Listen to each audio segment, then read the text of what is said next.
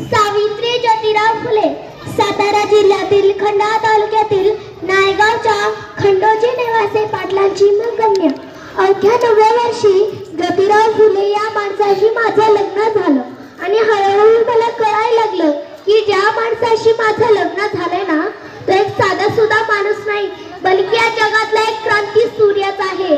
त्या काळी पायाने उमरा उलटण्याची पद्धत नव्हती. बाईच्या जातीनं कसं आपण बाप बरं, आपलं घर बरं आणि आपल्या घरातली माणसं. एकदा ज्योतिराव फुले शिक्षणाचा प्रसार करत असताना फळाद नावाच्या ब्रिटिश मॅडम त्यांच्याकडे येऊन म्हणाल्या, मिस्टर फुले, तुम्हाला शिक्षणाचा प्रसार करायचा आहे ना? तो education of the women first because the women educated because house educated. पण तुम्ही माणसं, तुम्हाला घराच्या बाहेरच पडू देत नाही. सो बॅड मिस्टर फुले. झालं की आली माझ्याकडे पाटी पेन्सिल घेऊन आणि मला म्हणाले, सावित्री, आजपासून तू मला शिकवणार. झाला, सुरू झाला माझा अभ्यास. काना, मात्रा, वेलांटी, आकार, उकार, बेके बेदूंच्या बेतीचा हाच अभ्यास. मी लिहायला शिकले, वाचायला शिकले आणि काव्य सुद्धा वाचू लागले. असंच 1 जानेवारी शनिवारी 1848 ला पुण्यातील भिडीवाड्यात मी माझी पहिली शाळा सुरू केली आणि पहिली मुख्याध्यापिका सुद्धा ही मीच झाली.